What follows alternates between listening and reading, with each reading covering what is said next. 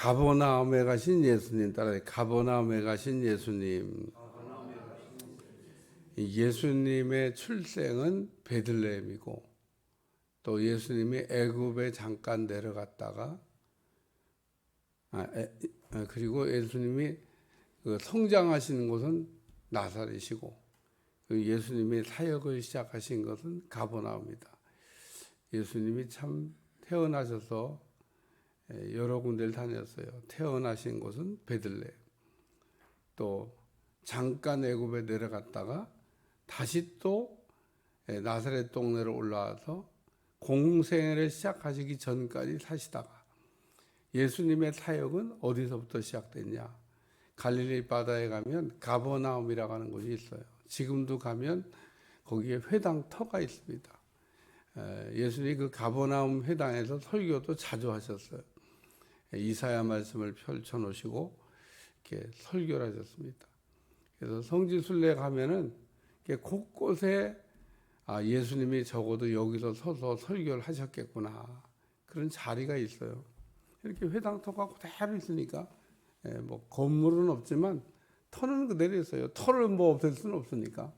그래서 터에 가면 다 이렇게 그 제단도 있고 제단 터가 있습니다. 거기 우리 주님이 서서 이 두루마리 성경을 펼쳐갖고 이사야 말씀을 이렇게 인용해서 설교를 이렇게 하셨던 적이 있습니다.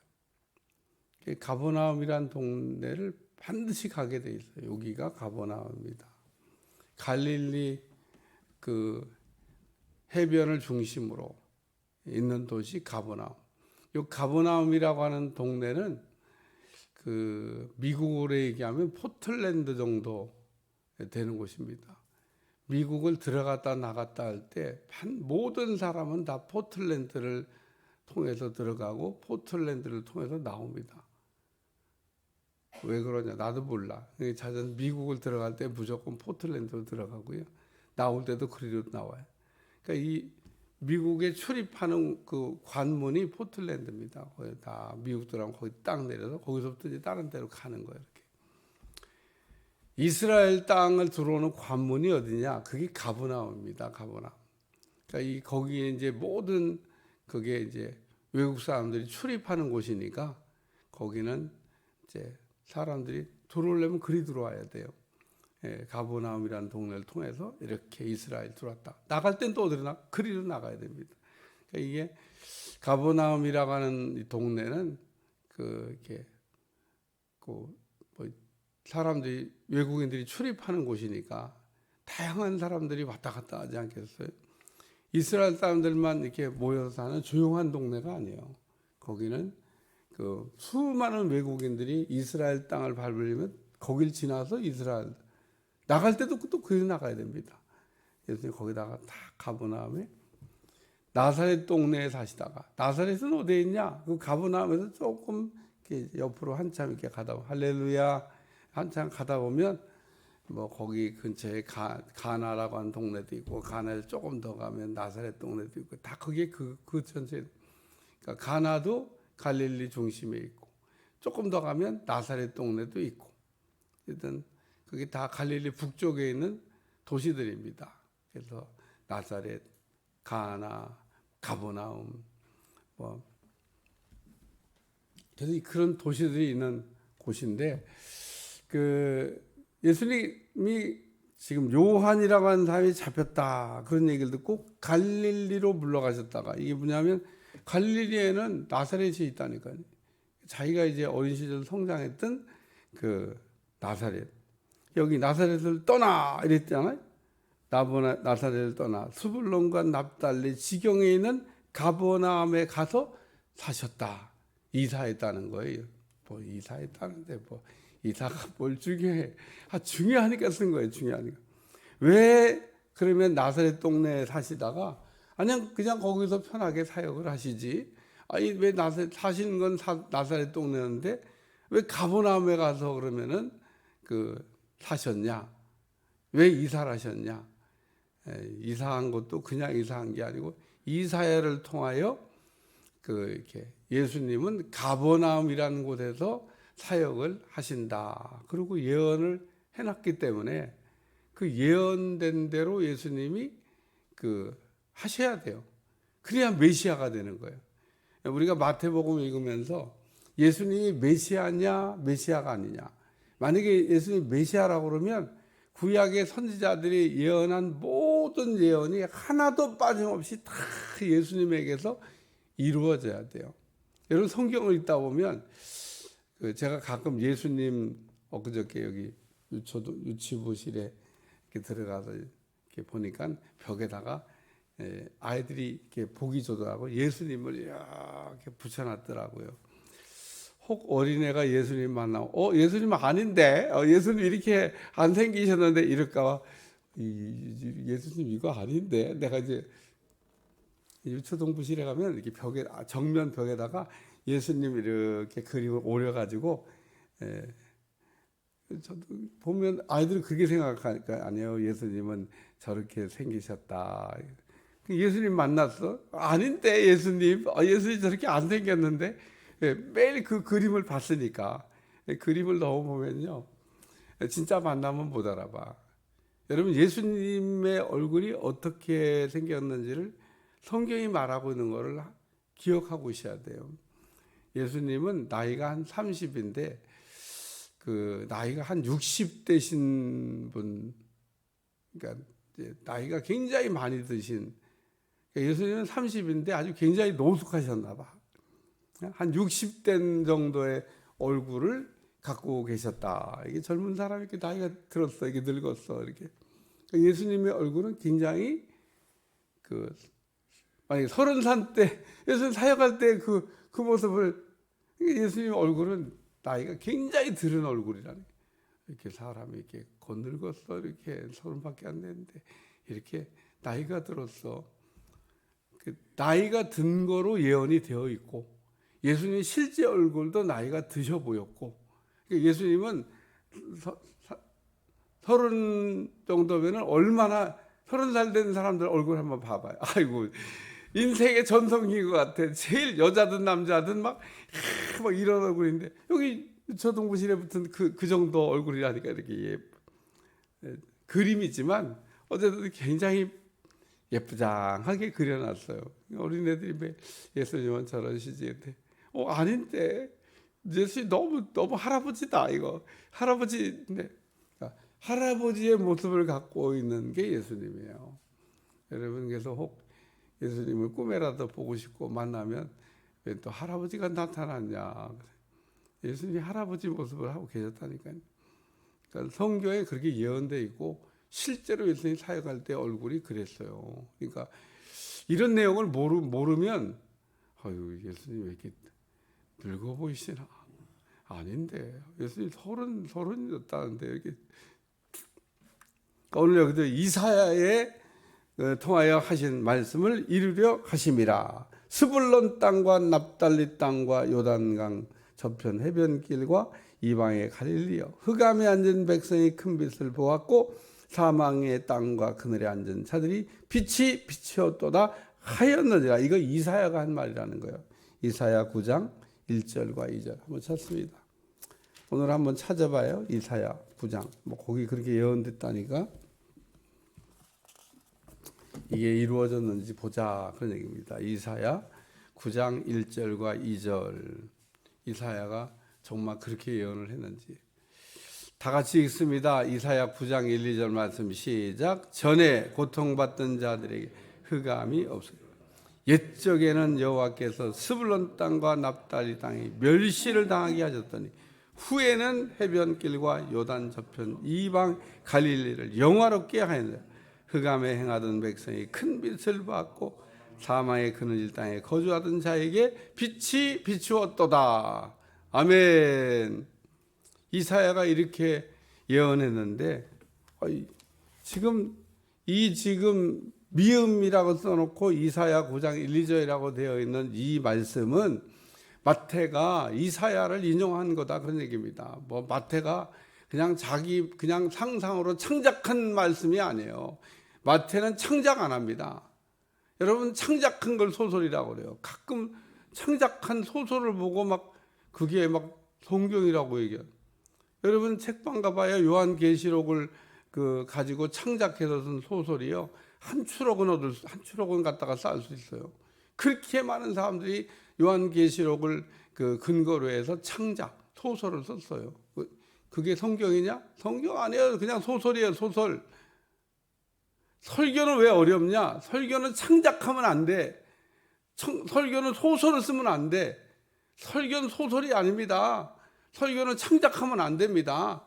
그러니까 설교가 쉬운 것 같으면서도 쉽지 않습니다. 설교는 절대 설교에다 자기 마음대로 가감해가지고 창작할 수 있냐? 창작 안 됩니다. 있는 거, 근데 목사님 읽은 거 한 2절밖에 안 읽었는데 2절 가지고 막 20분 얘기해야 된다고 생각해 보세요. 아니, 소설을 쓰는 건 쉽지. 20분 막 아무 얘기나 막 하면 되니까. 아무 얘기나 막 하면 안 된다니까. 있는 얘기만 해. 있는. 그러니까 성경 몇 절 읽어놓고 뭐 한 10분, 20분 하는 그 얘기를 그냥 성경에 있는 얘기만, 이게 한참 하다 보면 좀 쉬워요. 이것도 저도 이제 목회를 한참 하다 보니까 있는 얘기만 하는 거 쉬워. 이제 난 창작이 어려워. 나는 목회를 오래 하다 보니까 있는 말씀을 가지고 가감하는 게 어려워. 난 그런 거 못해. 평생 안 해왔으니까.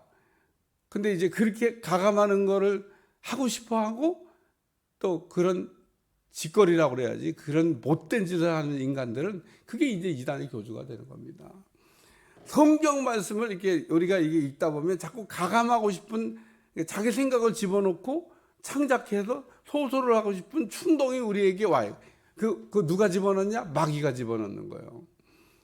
그런데 우리가 빠지면 뭐 신령한 은혜를 받은 척하고 눈 지그시 않고 이상한 짓 하는 거죠. 근데 사람들이 또 그렇게 하는 걸 좋아해. 그래갖고 막 속아.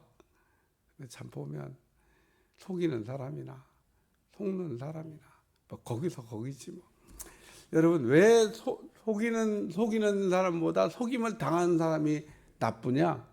속임을 당하는 사람도 이유가 있어요. 따라서 욕심이 잉태한즉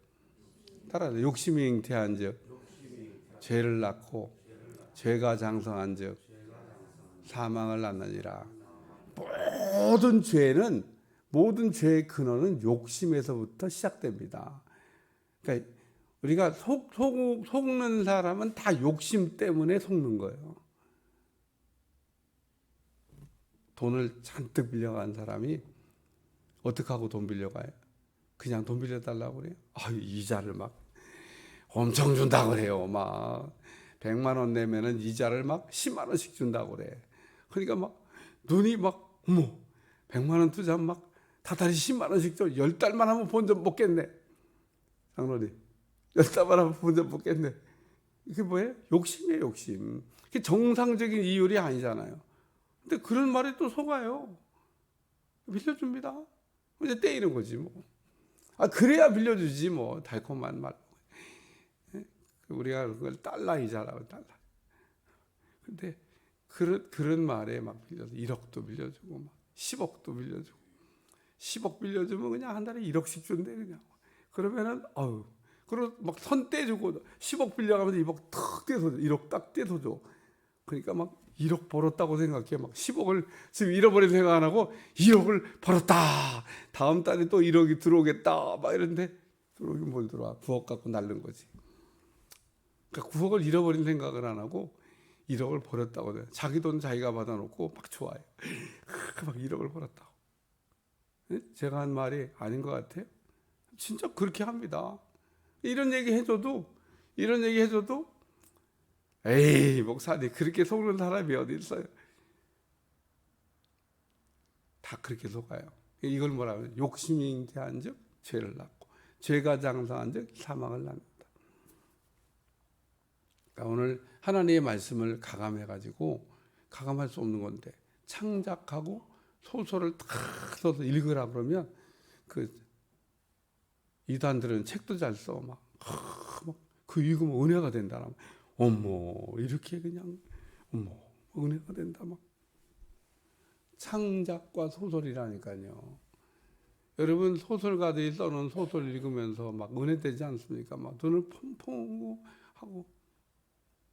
이번에 노벨상 받은 한강이라는 분이 노벨상 받은 그거는 팩트가 아니고 그건 소설이에요, 소설. 여러분, 그 소설이라는 얘기를 창작하고 소설인 겁니다. 아무리 뭐 어디 이야기를 아주 가슴 아프게 썼다고 하더라도 그건 창작이고 소설이에요. 그건 팩트가 아닙니다. 근데 그런 걸 사람들은 사실인 것처럼 소설이라니까요, 소설.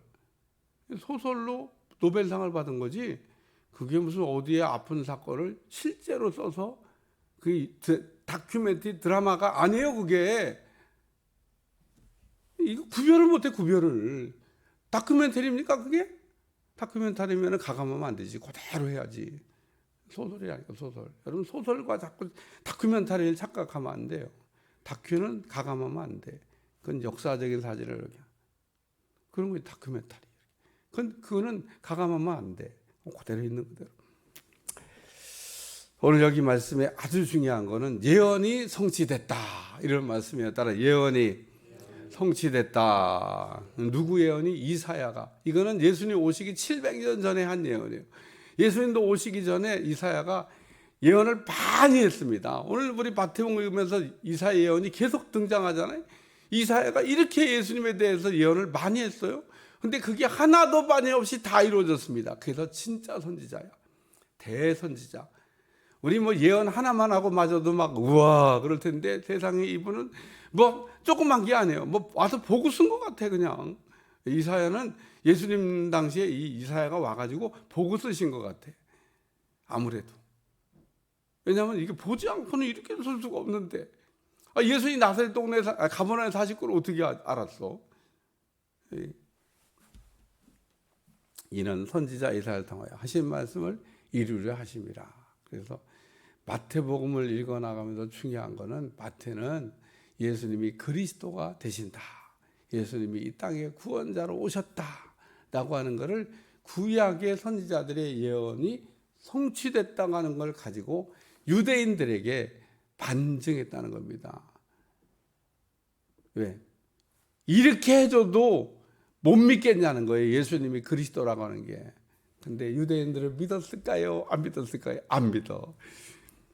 참 신기한 사람들이에요. 이 정도로 이렇게 설명해 주면은 아니 뭐 3살 먹은 애도 아니고 말이에요. 알아듣고 말이에요. 예수님을 그리스도로 믿어야지. 그러고 다 믿을 것 같은데 이놈들은요 더 강팍해져.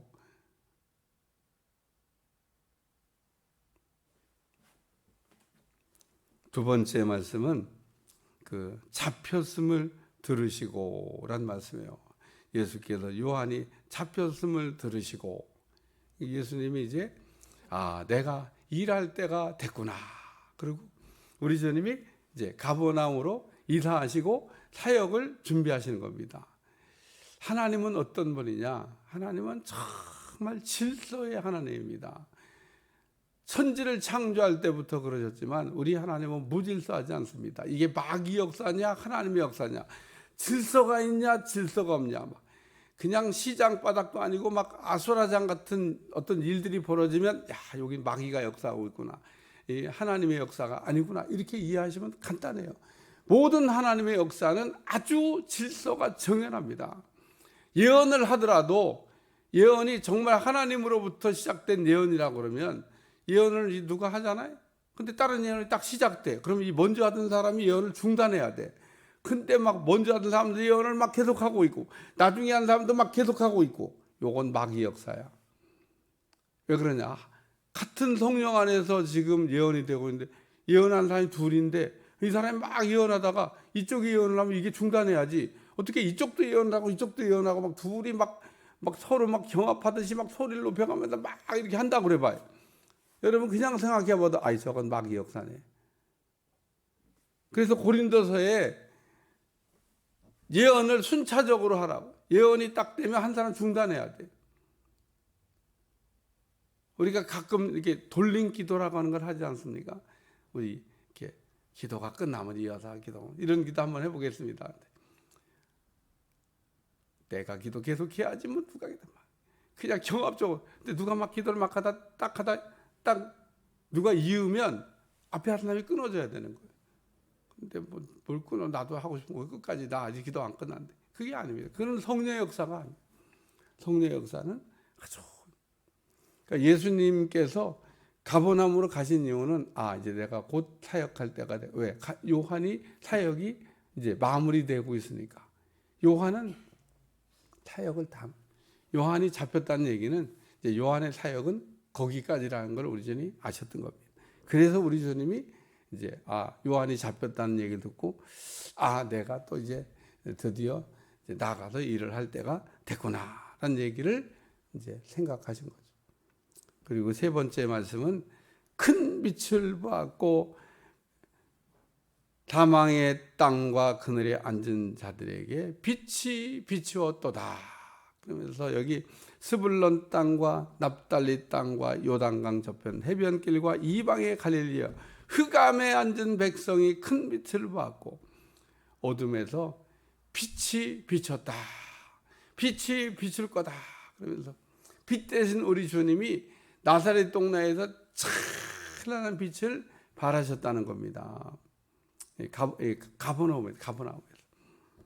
근데 이 가버나움 사람들이요, 또 예수님이 이제 빛 대신 주님이 드디어 가버나움에 참 나타나셨잖아요. 가버나움이 어땠을 것 같아요? 여러분, 이 가버나움이 또 이게 문제입니다. 이게 예수님이 드디어 나사렛에서 가버나움에 오셔가지고 가버나움에 큰 빛이 되셨는데 막 어둠이 쫙 물러가고 막 가버나움에 사람들이 그 빛 가운데 막 구름대같이 벌떼같이 모여들어가고 그 은혜를 받았겠죠. 성경을 읽어봐요. 이 가버나움 사람들이 얼마나 강팍한가. 인간들도 아닙니다. 너희 가버나움에서 행하는 거를 딴 동네에서 행하더라면 딴 동네 사람들이 벌써 예수님 믿고 벌써 은혜 받았겠다. 예수님이 그 굉장히 사역을 많이 하셨던 곳이 어디냐면 그 갈릴리 해변을 중심으로 한 그 삥 돌아가면서 갈릴리 가봐요. 그 해변이 그냥도 맘 먹고 그러면 하루면은 이게 한 바퀴 돌 수 있어. 딱 가버나움에 시작해갖고 갈릴리를 한 바퀴 돌자. 그러면 그 갈릴리 호수를 쫙 해서 맘 먹고 하루도 안 걸리지 뭐. 그래서 어쨌든 그냥 맘 먹고 이렇게 돌면 돌 수도 있습니다. 걸어서. 예수님은 다 걸어 다니셨겠지. 호수가 뭐 그렇게 큰 호수가 아니에요. 끝에서 끝도 보여. 자, 그러니까 예수님이 그 갈릴리 그 바다를 중심으로 팍 돌면서 너는 고기 잡는 베드로를 보고 너는 나를 따르라 그 제자도 만드시고 거기서 사역을 많이 하셨어요. 그 동네 사람들은 너무 좋았겠죠. 예수님이 그냥 뭐 예루살렘 내려갔다도 예수님 어디로 오셔?